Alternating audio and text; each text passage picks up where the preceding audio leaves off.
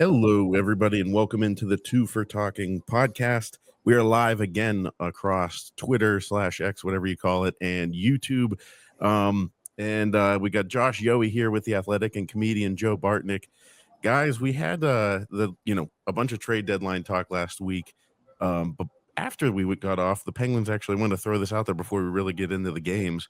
The Penguins had an extra little trade up their sleeve with we didn't get to talk about Connor Timmins and Connor Dewar. So other than having enough Connors and also confusing you because they both are spelled differently, what do we know about them and what did you guys think? I hate it when they spell the first names differently. And my youngest child's name is Connor also. So I will not be spelling Connor Timmins with one N very often, probably. I will try to get that right, but that's going to be tough. I've always liked Timmins. I think he's a pretty solid player. And it sounds like more than anything, the Leafs had salary cap issues and they couldn't really hold on to all of these guys. Timmins, I think, can be a reasonably good third pairing defenseman. He's a pretty big right-handed guy. I thought he was perfectly solid at his debut with the Penguins in Minnesota.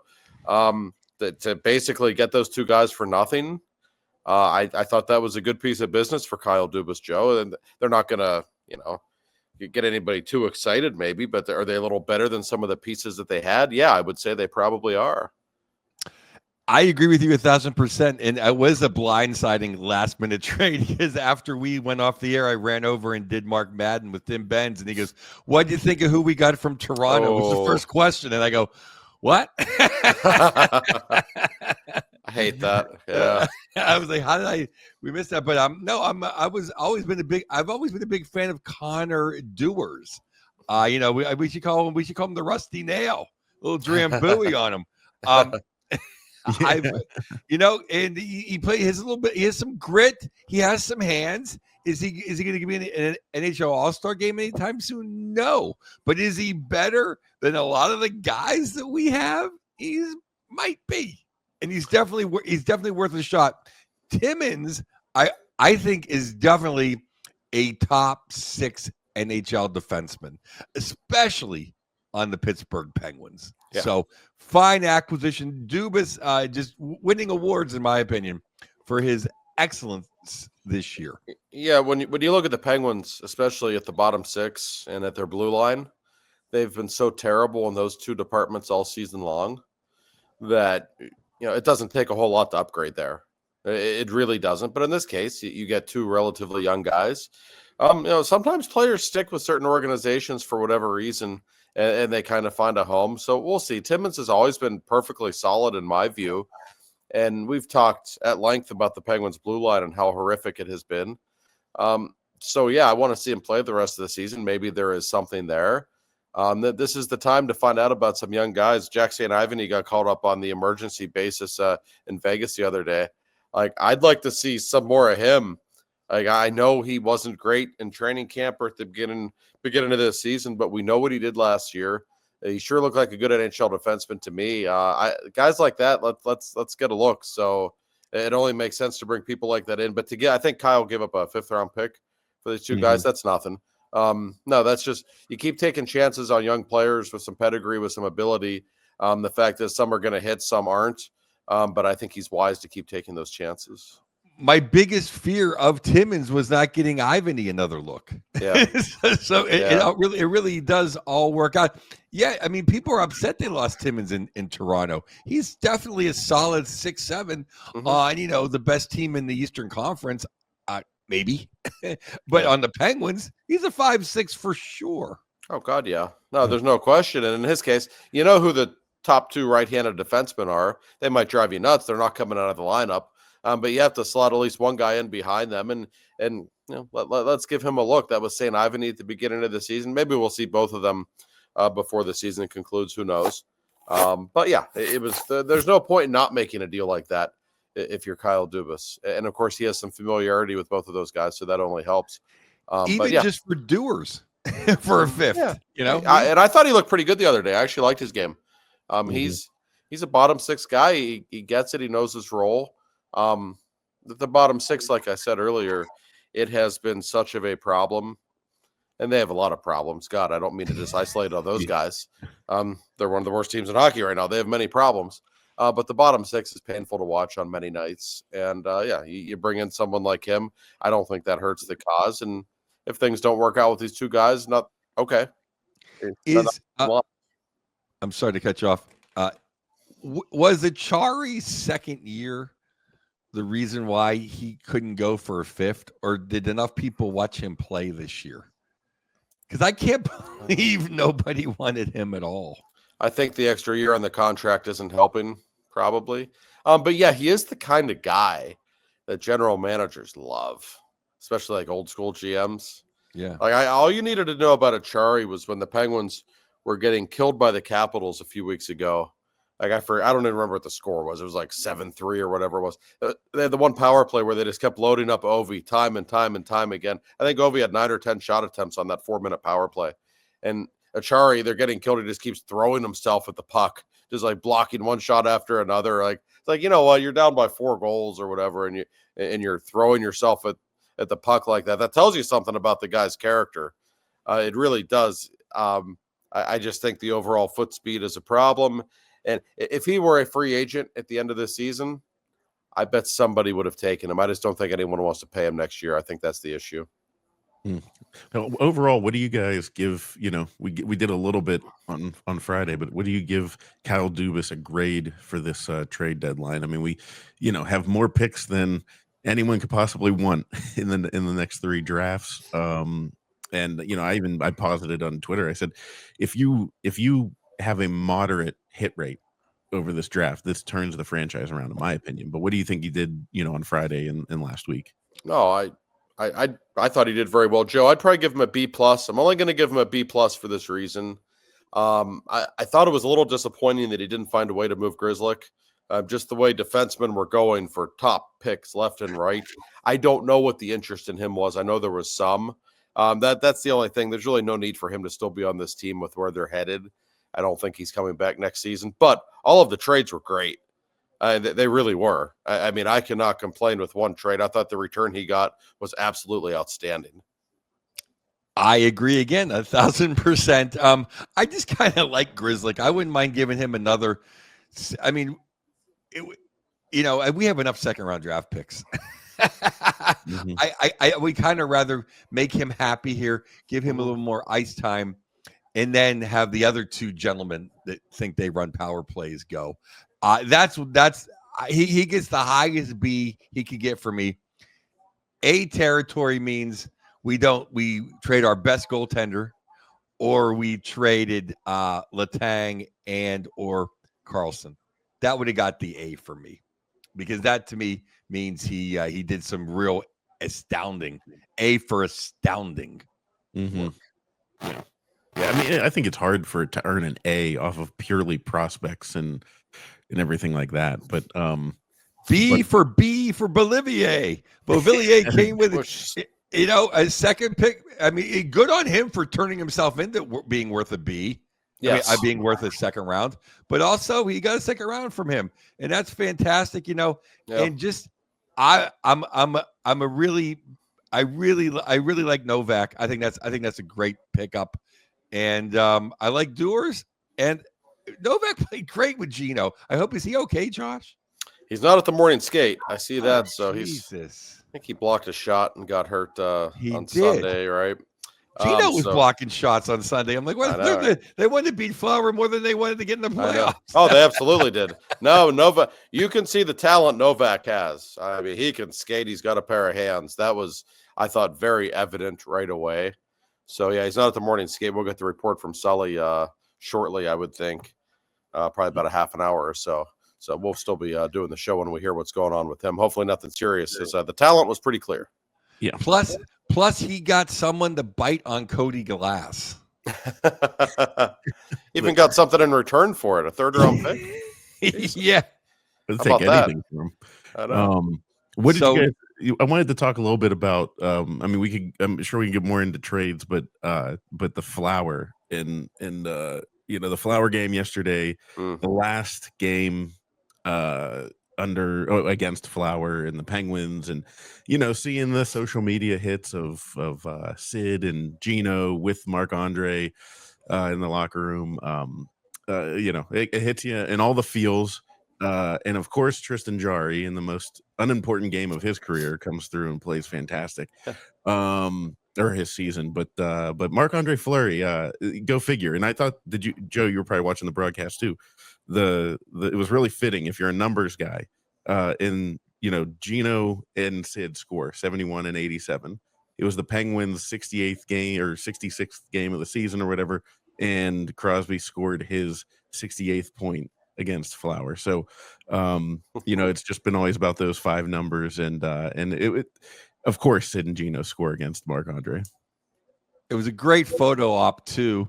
Sid and Gino, they both scored. It was really a fantastic hockey game, even if that BS high sticking call was putting me in danger. I can't believe how good our penalty kill looked.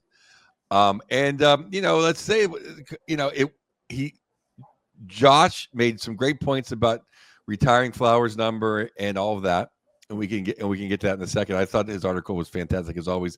But Corey, you made a great observation how Jarry is the best goaltender in the NHL when it doesn't matter. Always when we're losing 4-1 or when the season's over, he's Patrick Waugh. And for his own career and his own sanity, I was really happy for him. He played a great game. He did. He really did. And now we can talk about Josh. I think you're absolutely right that Flowers, it should be after Mount Rushmore. And if that can be a Mike Lang flag, it should be Flower. My favorite Flower though is it kind of gets into the tang, and it's kind of like, well, now there's other guys too, but after the big 4, but Flower absolutely deserves it, and I would take the chance of retiring too many numbers to make sure Flower gets up there. Yeah, I would too. The Penguins are weird about retiring numbers. I know for a fact they have a lot of internal discussions, and there are people in the organization who they always say we don't want to be the Maple Leafs and have like 30 numbers retired, and people haven't heard of half of them. And I understand that. My counter to that always is, in the last 40 years, no franchise has had more star power than the Penguins, and I think that should be celebrated. And in the case of Marc-Andre Fleury, you have the guy who's second all time in goaltender wins, who's the greatest goaltender in your franchise's history, whose name is on the Stanley Cup 3 times. And, what he did in 2009, the way he saved that cup. And also, to me, his final act as Penguins goaltender when he went down to Washington in Game 7 and put on a show for the ages, like that can't be forgotten. They don't win the cup. They certainly don't win the cup in 09 or 17 without him. Maybe 16, you can argue, but the other two, they absolutely do not. And then when you consider the human being that he is and how much he's been gone, guys, for almost 8 years, which is hard to believe, how much everybody in the city still adores him. When he shows up in Pittsburgh for a game, and we all know he doesn't really like to play here, just makes him on, as he said a few months ago, I don't like playing against those guys. Those are my friends. And you don't hear athletes say stuff like that, but it's just, I thought, a very refreshing, honest answer from him. When he shows up in Pittsburgh for a game, it is an event. I mean, it's amazing how there are still fans chanting Flower every time he makes a save against their team. You don't see that with anyone else, but then you don't see personalities like his. You don't see human beings like him come along very often. So I think it would be madness to not have his number retired. I suspect it will be at some point. I don't know how long they will wait. They don't often do stuff like that quickly. Maybe they want Sid and Geno's to go up first. I don't know. But one way or the other, to me, it's like the ultimate no-brainer. His has to go up. If for no other reason, then it would be an incredible money grab. That too. That it would. I mean, it's not. I mean, do it on a Tuesday night against Winnipeg. Just do it. Whatever. Yeah. Yeah. I mean, Ron Burkle was a great fan / owner, but he had more money than God. He didn't need to retire a number for a gate. Right. That's right. And today, missing a couple playoffs, I think we could use it. No, you're right. Related revenue that needs to be reimbursed. And by the way, I spoke with Flower after the game. We talked for about 5 minutes, and my favorite, one of my favorite things about him, like we always talk about, the fun personality and the lovable personality, and it's all true. But one thing about Flower, hold on, guys, 1 second. One thing about Flower, is just what an unbelievable competitor he is. He sat at his locker for 5 minutes the other day. He was so pissed off. He was just sitting there with his head down, and I was just standing like I was doing the Ange hover. I was hovering over him. And finally, he looked up. He goes, "Oh, Josh. Oh, shit. Sorry." I'm like, "It's okay." He says, "I didn't want to lose this one." It just really bothered him. And by the way, like he's still pretty damn good. I mean, look at his numbers. Watch him play. He could play for a couple of more years if he wanted to. I think at a high level. I think it's time. I think his family probably wants him home all the time now, and he has certainly been away for a long, long time. So I get it, but man, he can still play. He probably doesn't want to move again. Right. And he's probably not the Billy G's wants him to go, but there's probably different places that would need him better or would require his services more. Yes. And that's fair. There's no doubt about that. I'll get in Gino corner right now. I thought Gino's had some jump.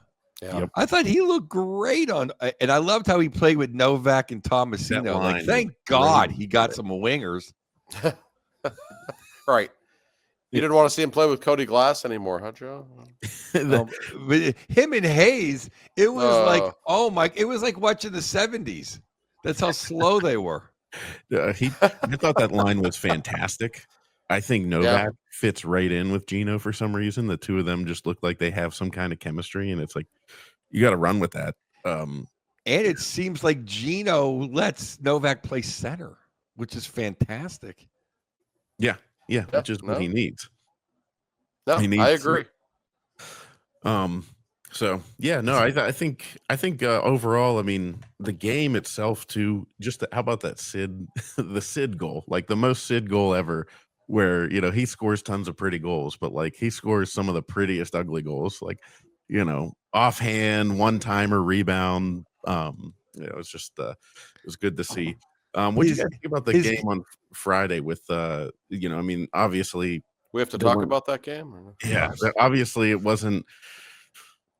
I mean, what do you expect after the trade? There was, it was probably a pretty lackluster event, other than the Vegas production. What do you think, Josh?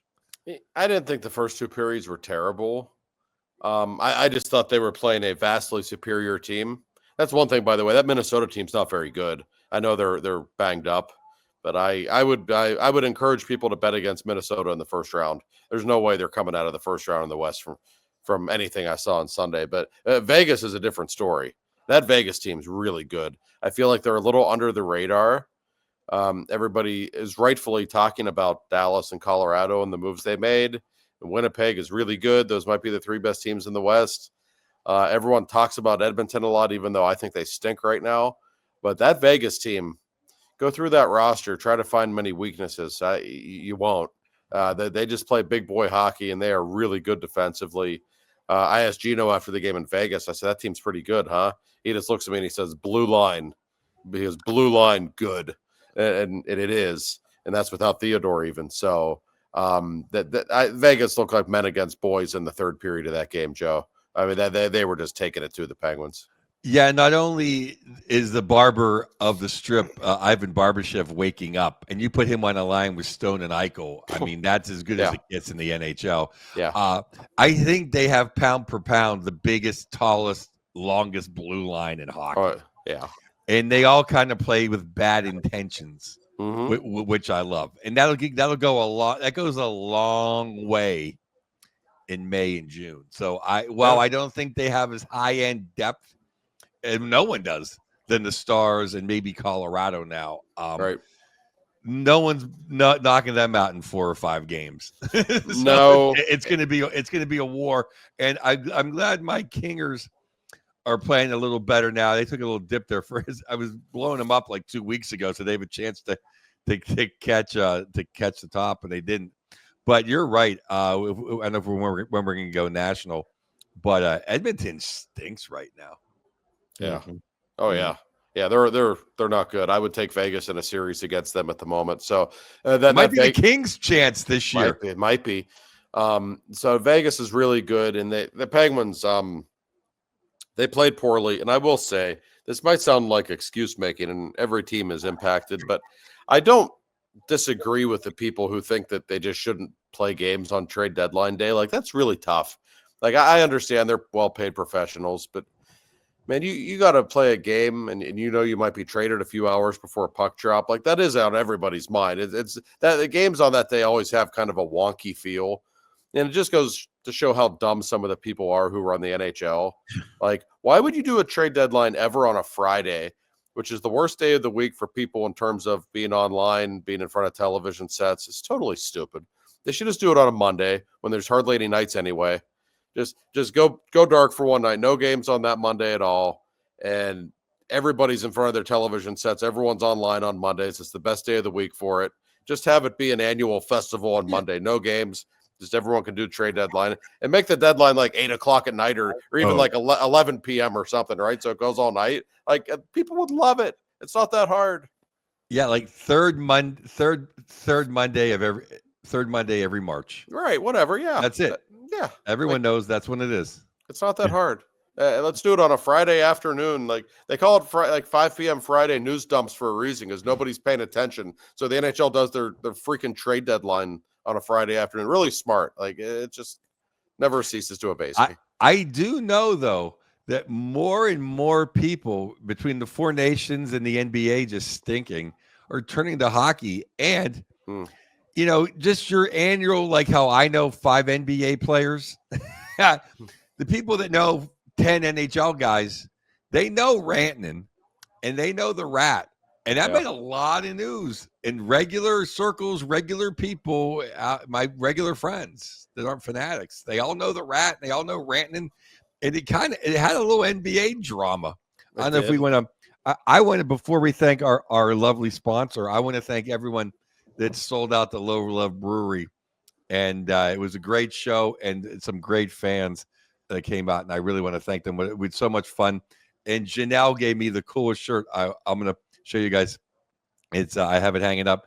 It's one of my quotes I've said for the last 10 years doing hockey.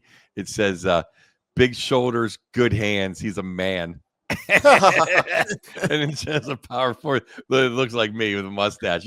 That's Stevens, Tocchet, Shanahan, Kachuk. If you listen to me, that's my favorite human beings. Yeah, big shoulders, good hands. He's a man. That's great. Yeah. Janelle, thank you. And your lovely boyfriend. Thank you for the shirt. Something tells me, Joe, that that's you in beer league hockey too, going to the net and just taking no prisoners. Yeah, Joe's not a perimeter player. I don't think there's any doubt about that. I can't get to the perimeter. I just go straight back and forth to the nets. That's right. That's all you need to do. That's fine. There's nothing wrong with that. But yeah, no, the trade deadline though, it was you're right. It was spicy. I mean, listen. And for those who were introduced to hockey, maybe when they saw the Kachuk brothers picking fights against Canada, a lot of people were. The Florida Panthers are going to be your team. Mm-hmm. I mean, imagine. I can't wait to see what happens in the playoffs with Marchand there. I mean, there's going to be a bench clearing brawl at some point in the first round. I have absolutely no doubt. I mean, they're going to get attention. It's they're such fun villains to begin with, and you throw that guy on that roster. That will be great. And the Mikko Rantanen thing, like, speaking of villains, like Rantanen all of a sudden, I mean, he's not coming off very well. Let's be honest. He's not.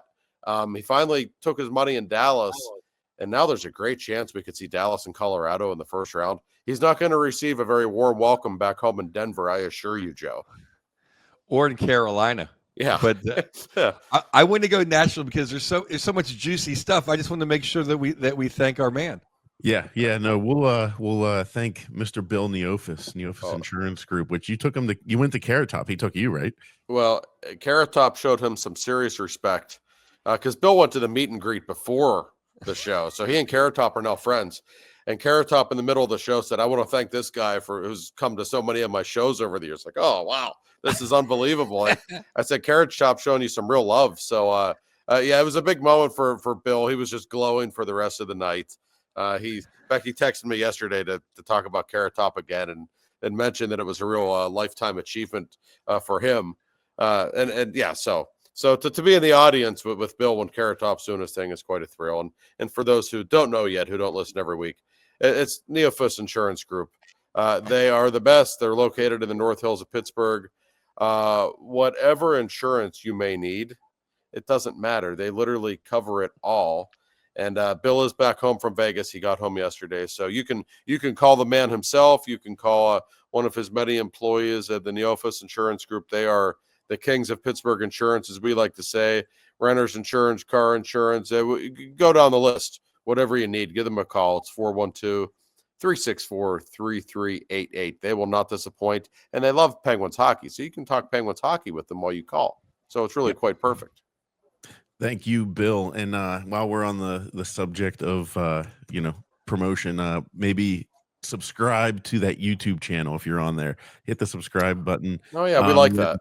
And then I did see a YouTube comment come up that said from JR said, "When is Joe coming to Rochester?" So Joe, send that to your agent. Well, is that Rochester? Is that New York or Minnesota? There's more than one Rochester. That's true. That's a good point. That's a good point. I assume New York, I guess, but yeah, I would guess New York. But so getting on the national side of the trades, the trade deadline, what a quote from Rod Brendamore, regular season Rod.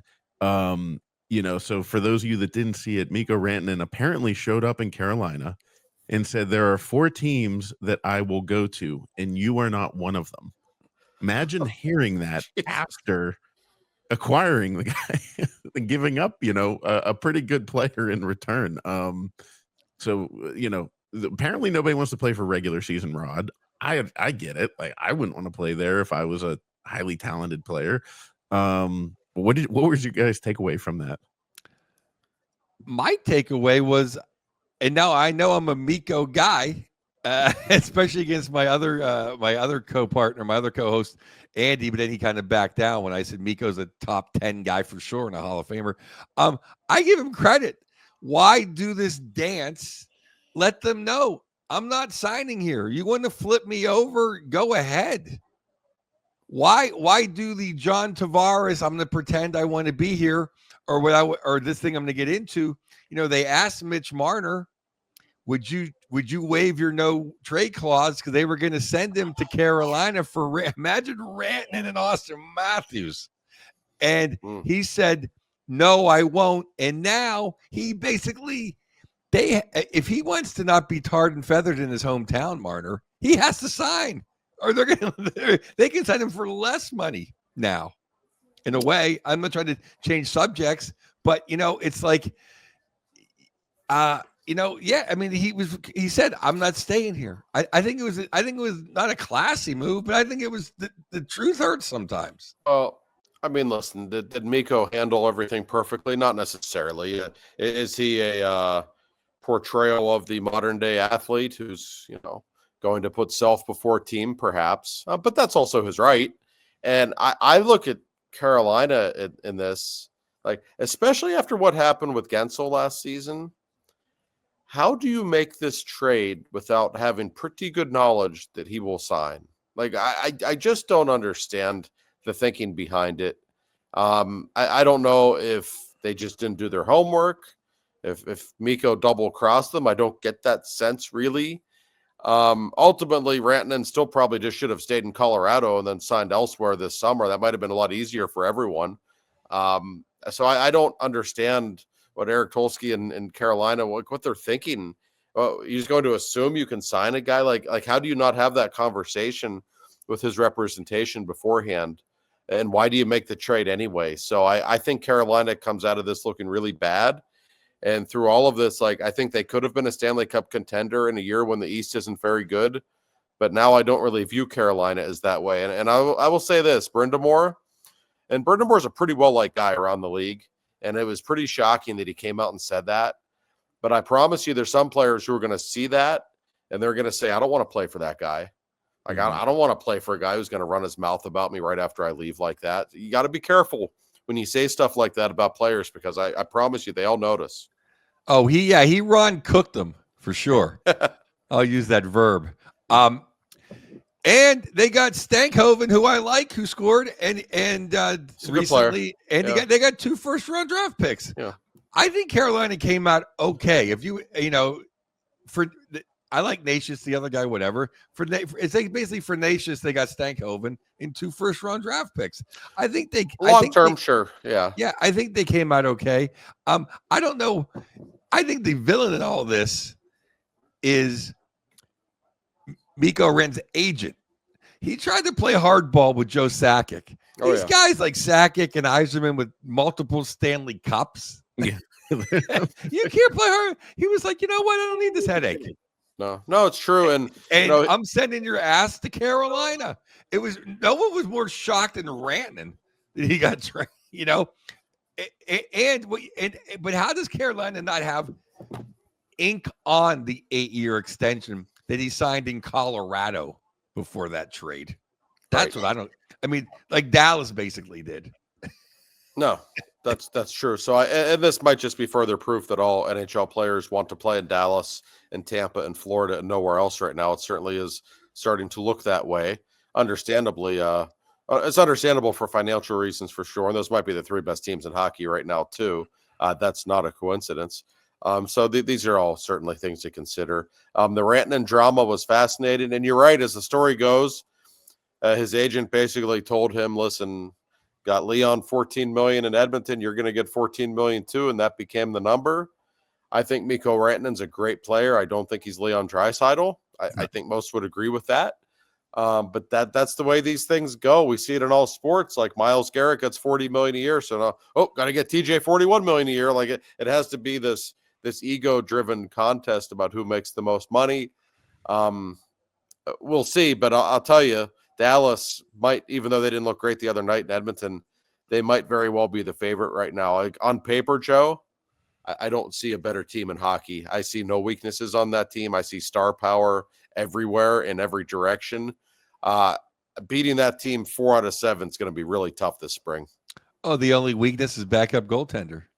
That's right. I had to give Casey DeSmith a shot. It wouldn't be a podcast. It's a fair point, though. It is. Oh, it certainly is a fair point. Yeah. No, they're depth for days. Anytime Wyatt Johnston is your third line center, I mean, that's literally like Penguins circa 1993 level centers.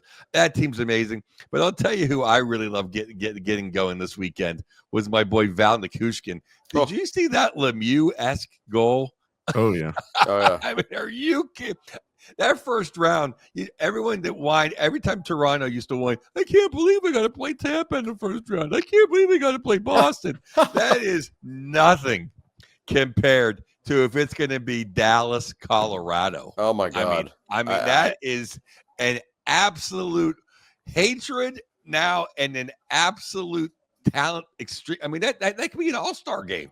On paper, that might be the best first-round series ever. Literally. We're talking like, think about how many future Hall of Famers are in that game potentially. Yeah. They're just 2 great hockey teams. Whoever wins that series could very well win the Stanley Cup. And I've been on Dallas all year. I really like that team, and they only got better. Colorado, though, what they did, adding Nelson and Coyle, like that's talk about center depth. Those 2 behind McKinnon. Whoa. That's the series we all want to see.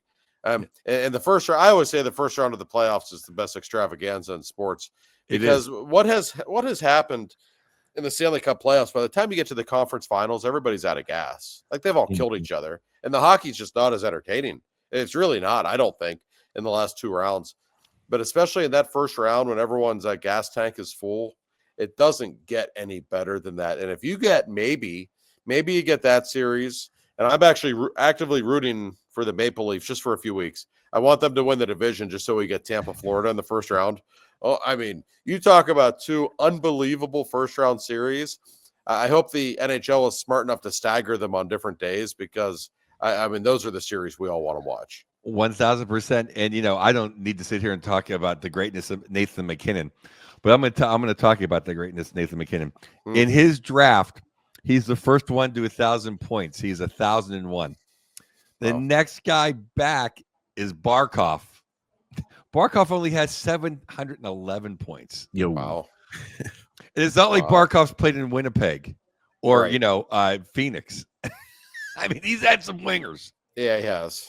And he's a great player. That's what I'm saying. McKinnon, I mean, listen, I think for a lot of people, we just kind of blindly say McDavid's the best player in the world. And especially when you look at his numbers the last 5 years and you see him play in person, like it's hard to dispute that. But McKinnon's not as far off from him as people think, and he's a better goal scorer, I think.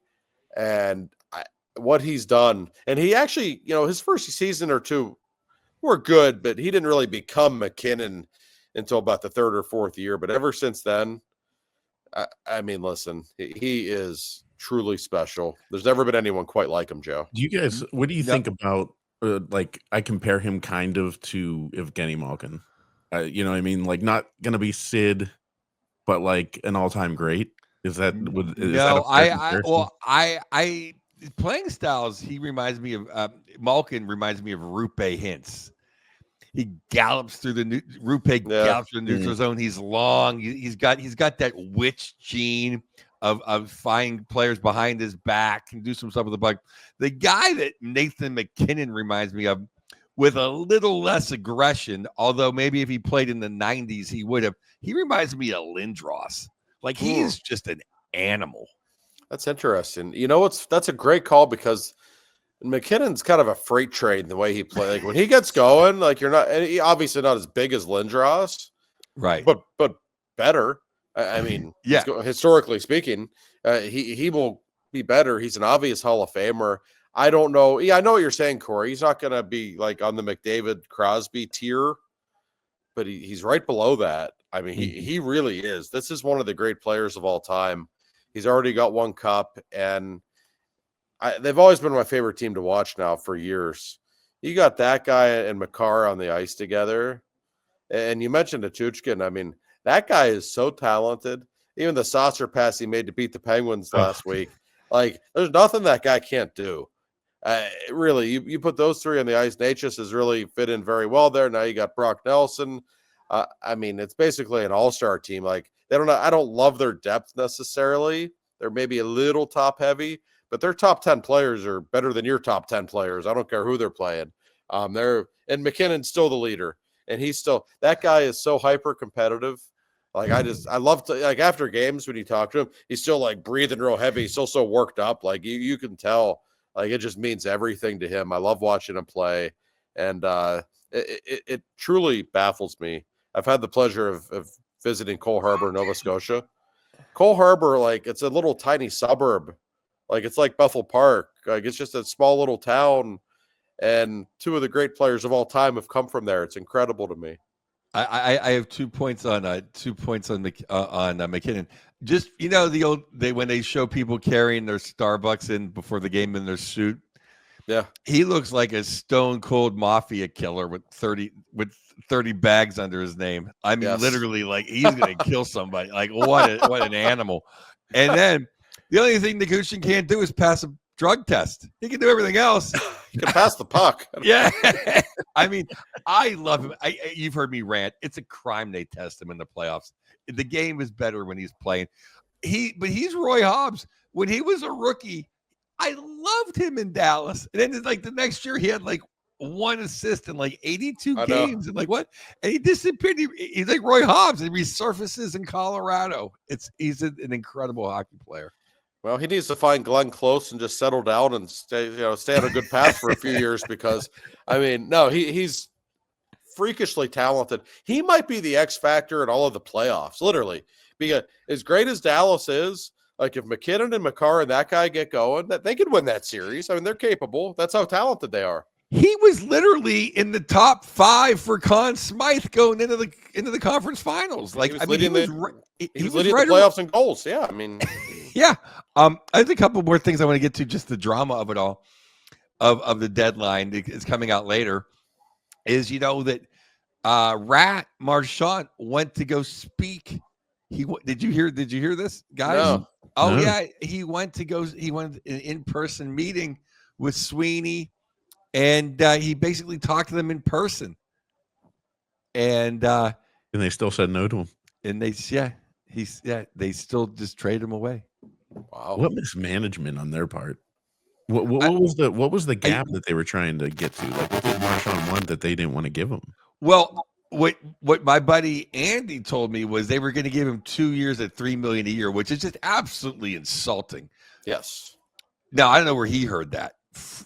Elliot Friedman said it was the offer was not insulting at all. It just wasn't what Rat was looking for. But it was Boston that let him go. It wasn't the other way. Obviously, it was. You know what I'm trying to say? It was like they pulled the trigger. Well, Bergeron, your buddy Bergeron, did them such of a favor a couple of years ago. He played for a ridiculously small price his final season, if I'm not mistaken. Didn't he play for like $2 million or something? I forget what the exact number was. Maybe that made Boston think they could lowball Marchand a little bit and get away with it, and that wasn't the case. But it's weird seeing him in a different uniform. Like when I think of him, there's just certain players you don't ever want to associate with any other franchise. He's a Bruin. That guy's a Bruin, and it's very interesting that it came down to this. Well, that's what's interesting, Josh. That like people like, oh, I can't wait for Sid to go somewhere else. I don't want the Rat to go anywhere else. I want guys to be where they're at forever. Right. And yeah, I mean, I tend to agree. I mean, be an NBA fan if you want to see guys play for different teams every year and not be loyal to a franchise like that. That's pretty common. Go cheer for LeBron or whatever. Like that's the way the NBA works. I don't know. I kind of like that there are certain guys, even guys who are in their prime now. Like I don't want to see Josh Allen play for it. He's a Buffalo Bill. Like I don't want to see Mahomes finish his career in Miami or like I just don't. And Marchand, like the way he plays, the Bruins are always, they're good villains. They're the big bad Bruins. Like he fit in perfectly with that mindset. That said, he'll fit in perfectly in Florida too with the way they play. But yeah, I like to see certain guys just stay. Sorry, Connor McDavid. That means you have to stay in Edmonton for another 10 years. But it's just, I mean, that's just the way it should be. But we have clearly lost that in sports. But Sid gets it. And Sid doesn't ever want to play. And Sid's just so baffled that, other people talk about him playing elsewhere. I don't even think he comprehends why it's a big story. Colorado really embarrassed themselves as a state. I'm going to disagree with you, though, Josh. That's the one guy that I want to see go is McDavid. Because it not in some Ray Bourque way. Because to me, Ray Bourque had so many chances. But when the biggest moment came, Gretzky and Lemieux owned them. Yes.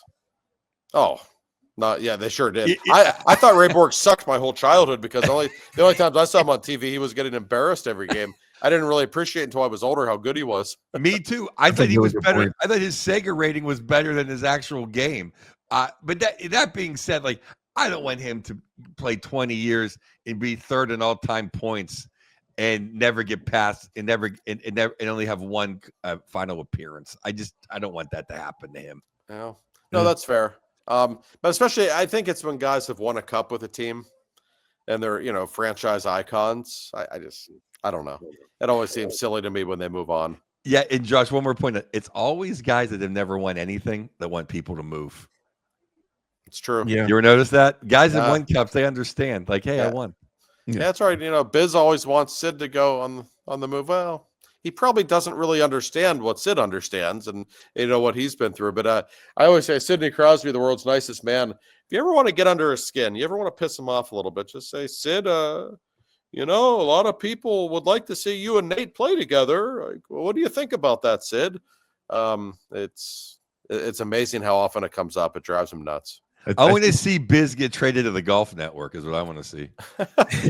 No, see, that would be good because he would actually make golf more entertaining and we wouldn't have to listen to him quite as much talk about hockey. So that might actually be okay. I would be okay with that. On Edelman's podcast, which God shoot me if I ever watch that podcast because I could never watch a Julian Edelman podcast. And speaking with I partied with Edelman one night. He was a great guy. He's a good guy. Okay. Take it back, Corey. Jeez. All right. Well, I guess I'm a jerk, but I was to sound a little more like a jerk to the Boston people. I like Marchand's a great player. Don't get me wrong. And I don't know if I don't know if I love to hate him, but you kind of hate him.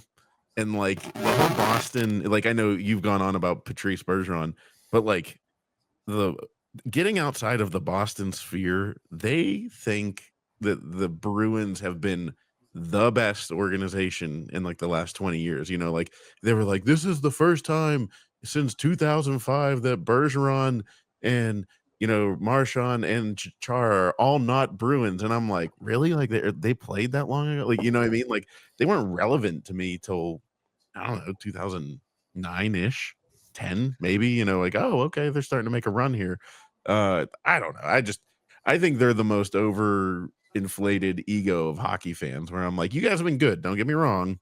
You blew a couple Stanley Cups and, it's been okay. Well, like, it's just been okay. When you look at some of the original 6 teams, like the Bruins have won the Cup one time in 50 years.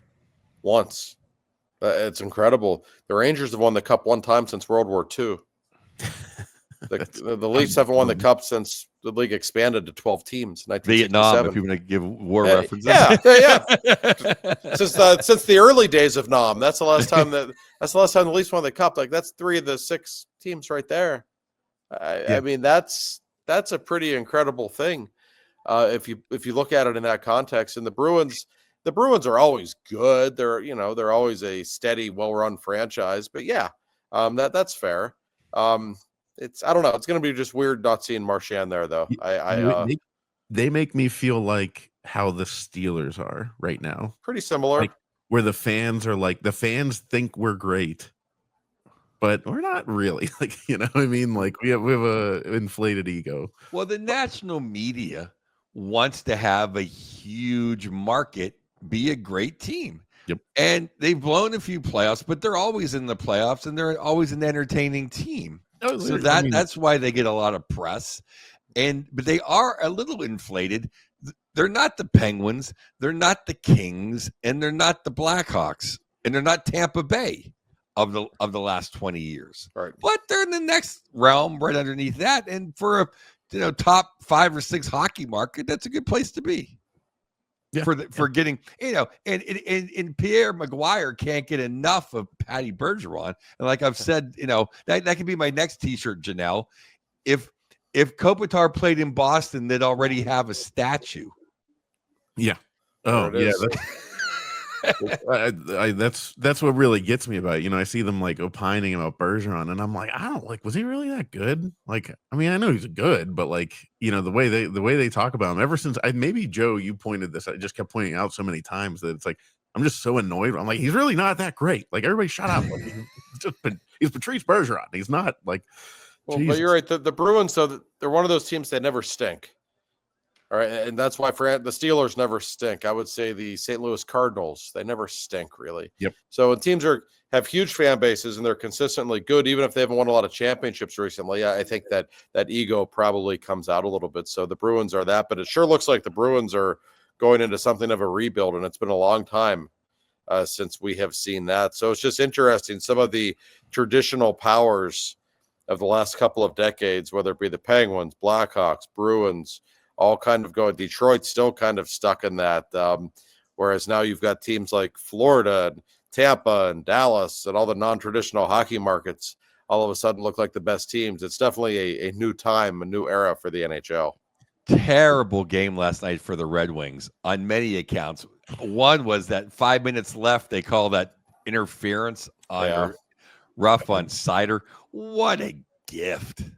What an absolute gift. And then they finally beat Allmark, and it was like 1.1 second too late. Yeah. I saw I wasn't watching it live, but I saw the replay of it.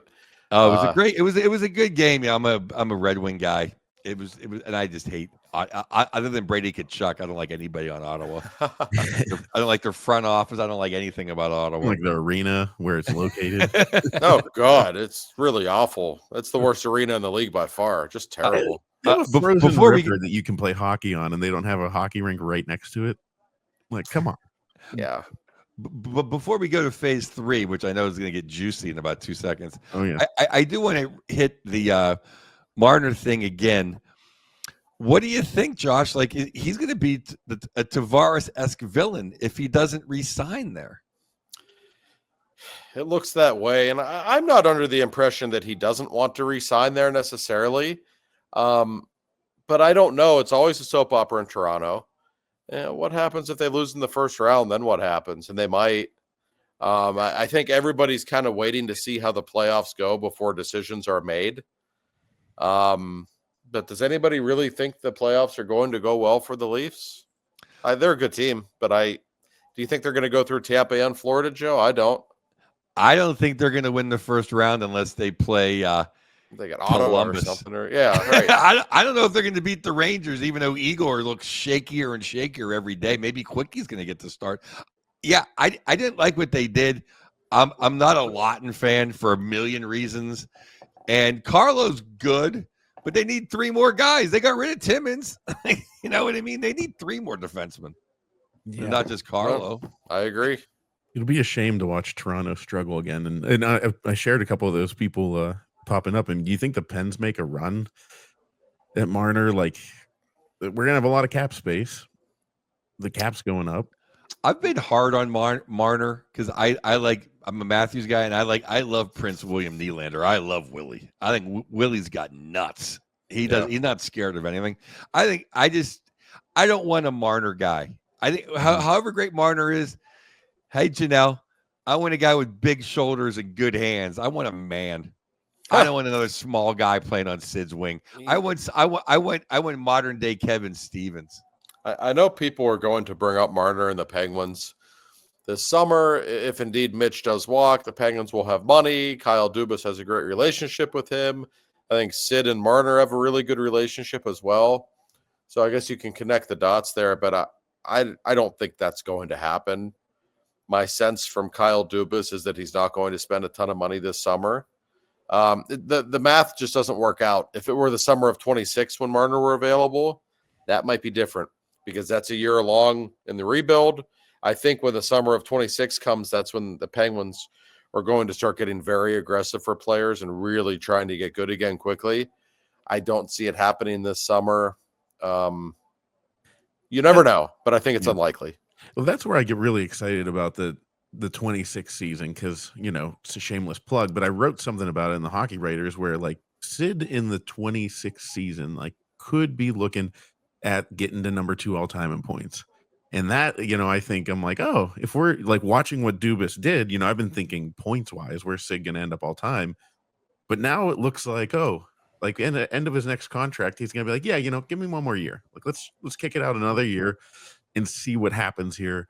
Because if Sid has a whiff of the playoffs again, he's going to stick around for it. Oh, he does, and I don't know where Sid's going to end up on the all-time point list, but I assure you that's not on his mind right now. Oh, I'm sure he's not thinking about it. He doesn't give a shit. He just wants to be back in the playoffs before he's done, and to have a chance to do something in the playoffs when they arrive. And would somebody like Mitch Marner help? Yeah, probably. Mitch is a great player, but it's just. To me, the timing, it just doesn't add up for the Penguins to make a run at Mitch Marner. I still think they're kind of in the phase of developing assets and trying to bring some of these prospects along. And then in the summer of 26, that's when Gino's contract's off the books. That's when a lot of other contracts and some dead money is off the books. I think, so what is this, March? So about 15 months from now, if you can be patient for 15 more months, everybody, I think that's the time when you see the Penguins get really aggressive, both in free agency, trades, whatever. They want to get good again in a hurry. I don't know if next season's going to be that time. I think next season might be just Gino's farewell. Maybe they exceed expectations, play well. I don't know. But it could be another long season before things really start to pick up after then. I'm only spending $15 million if their first 2 letters of their last name start with a T and a K. Yeah, right. I'll take one of those. Come on down, Brady. Come back to America. Freedom. Come back to America, Brady. Let's come on back. What's the tariff on getting Brady Tkachuk down to Pittsburgh? I'd be okay with it. And there's no way he wants to be in Ottawa. I don't care what he said. There's no way. He can't be happy. Sneak him in. He'll probably survive going over Niagara Falls. That guy's so tough. You can just put him in a wooden barrel, throw him over the falls. So. I suspect he would. He'll pick a fight with the border crossing patrol moments after at the Peace Bridge. It's fine. Yeah. There's no Peace Bridge with like a chuck on it. Damn right. Good point. Well, so shifting gears here a little bit, the Pittsburgh Steelers made some waves, which, by the way, that's just I don't know if any of you guys knew him. I didn't know him, but Craig Wolfley passing yesterday just totally stunned me. And I not to belabor, we're not trying to, I don't know, I guess get numbers to talk about Craig Wolfley, but like he was phenomenal what he did.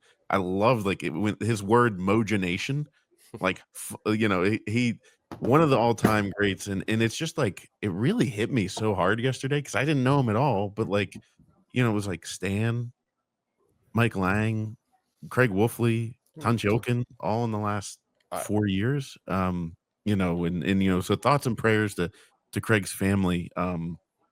Because I know he's got 6 kids and a lovely wife. Whoa. But a great man, and I just wanted to throw that out there before we get into all the Steelers craziness. No, I had the pleasure of meeting Wolf on many occasions. Unbelievably nice guy. He was a man of faith who loved his family, and he loved the Pittsburgh Steelers.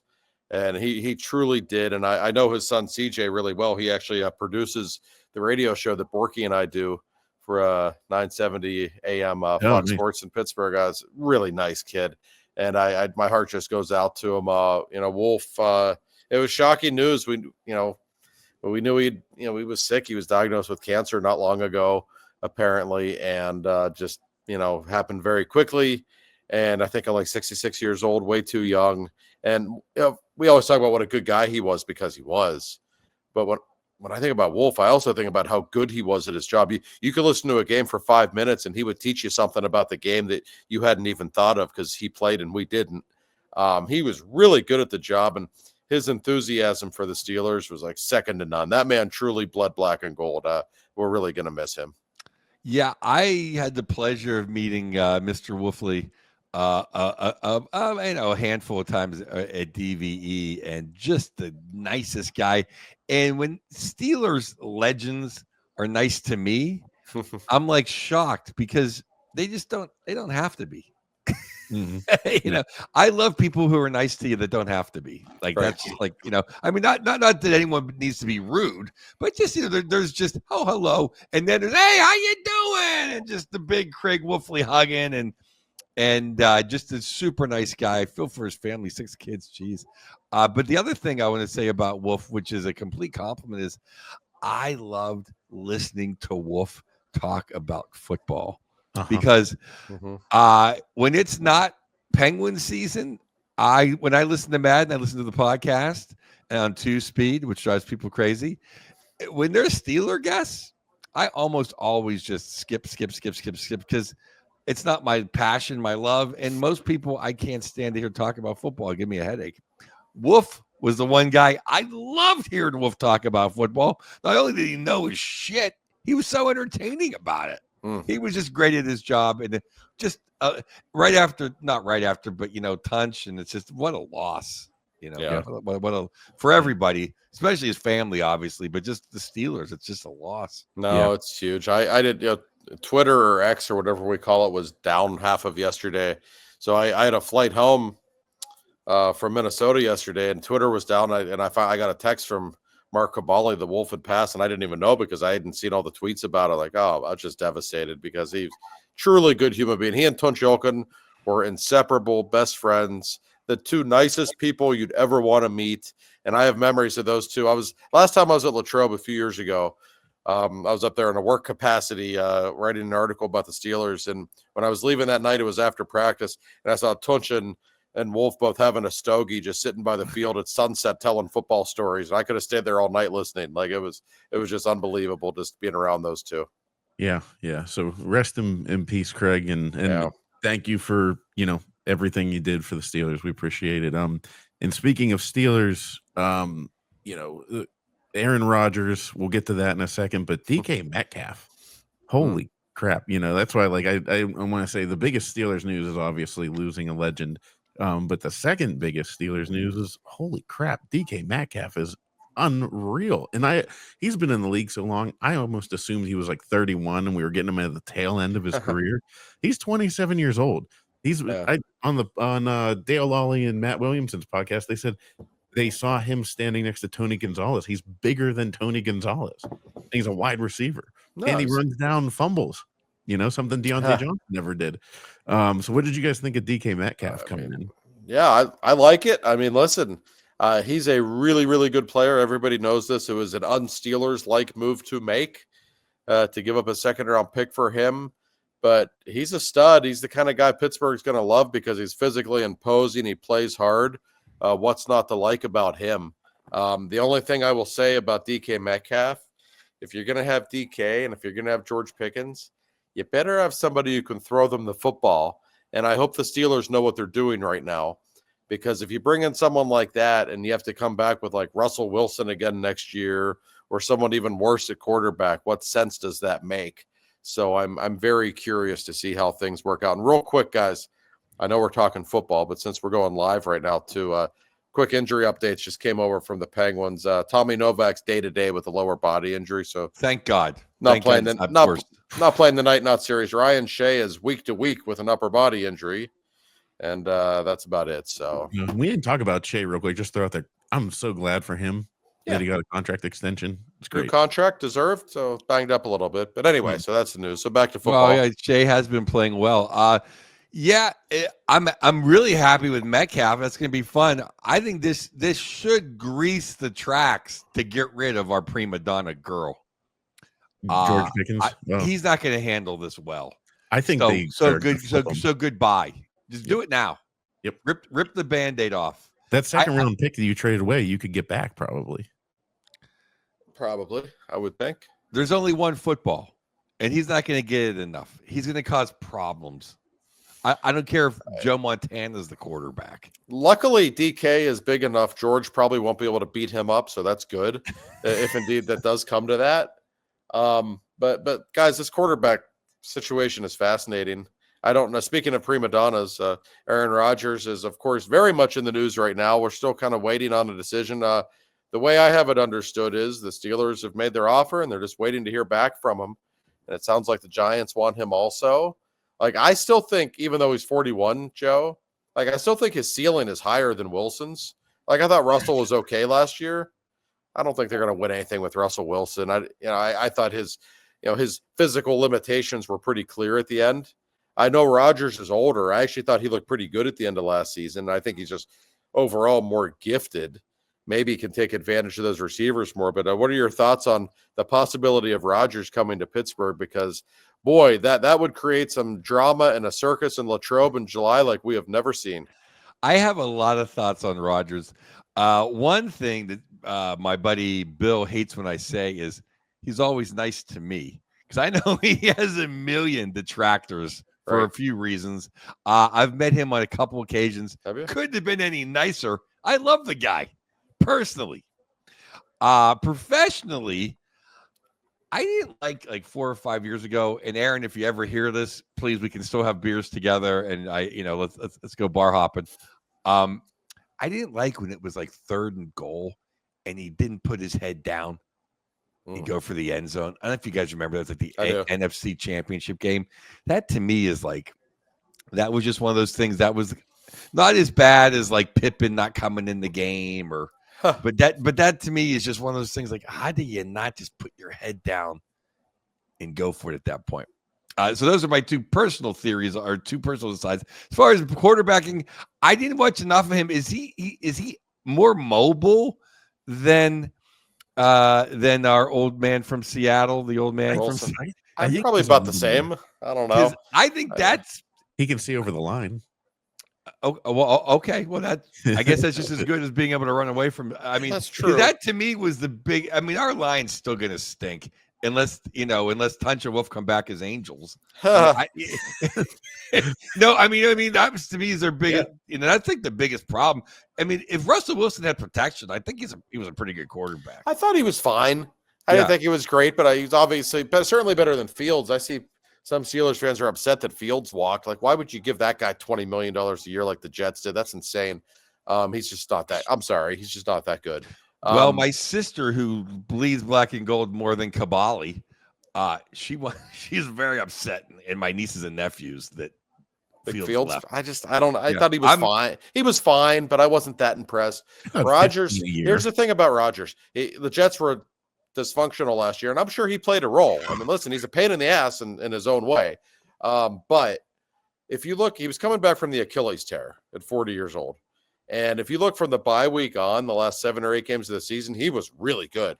Like I think his last 10 games, he had 18 touchdowns and 4 interceptions. Like he looked like he could still play to me.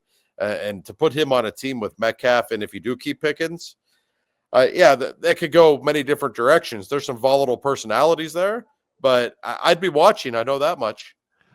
I think maybe the greatest point would be now they say he shows up somewhere and puts in his offense. Well, then we can finally have someone put in a good offense. We've looked at 2 shit offenses, and I want him to play coordinator. Maybe we won't throw that screen pass on 2nd and 9. Yeah, Arthur Smith might not like it, but Rodgers is going to do whatever the hell he wants, and maybe that's what they need. Listen, the Steelers' offense with Ben in the last few years was always at its best when he was just calling the 2-minute offense and doing things himself. We all know this. I just for the sake of drama, if nothing less, I want to see it happen. And honestly, if it's a mess, if the Steelers go 5-12, it's a disaster. Good. Next year's the great quarterback class. The draft's in Pittsburgh next year. They can make their big splash, have their next guy then. But I still think his ceiling might be higher than Russell's. He was 7th in touchdowns and yards or something like that. Like he's top 10 in every statistical category, even though they stunk last year. And we know he and Tomlin have kind of a bromance. We know they like each other, and we know for all of Tomlin's flaws, like he's pretty good at juggling, unique personalities. He's got some experience with it. So I'd love to see it. The TV networks want it. ESPN's been talking 24 hours straight about Rodgers and the Steelers. Every game would be on prime time or with Nance and Romo at 4:00 if they get Rodgers. We know this already. It will be fun. I will say this. I'm happy for my man Naj. I think he got a kind of a bad deal here with just terrible offensive schemes and no line, because he's going to go play for Jim Harbaugh, who likes to run the ball, and they're going to block for him. So I think Naj is going to be. I'll go see Naj play out in SoFi. It's going to be fun. He'll be good there. But listen, he doesn't get hurt. He runs hard. He plays hard every game. That's a better offensive line there. No, he'll be good in that offense. I thought that was a smart pickup for the Chargers. Yeah, he'll get you about 1,040 yards. But hey, that's okay. Yeah. That's okay. That's not bad. Yeah, that's my wondering though. We need a running back. Jaylen Warren is not Naj. He's a very good complimentary back, but you need somebody to go with him. Right. It makes me wonder, not to talk draft too much, but that Ashton Genty or whatever from Boise. Well, better trade up if you want to get him. I think that's the only problem. Yeah, I don't know. I mean, it's going to be interesting. I really hope. I saw somebody say this when you mentioned, Joe, bringing in the Aaron Rodgers offense. I was like, okay, maybe this makes sense, because somebody said, boy, I can't wait to see George Pickens and DK Metcalf blocking for Connor Hayward on a, end around or something like that. It was like, oh, yeah, I don't know. I love Connor Hayward and all the special team stuff he does, but we don't need the ball in his hands as much. So we'll see. It'll be interesting. But yeah, if you guys enjoyed this, make sure you follow us all on Twitter/X, and then subscribe to the YouTube channel, because we will continue to do this live.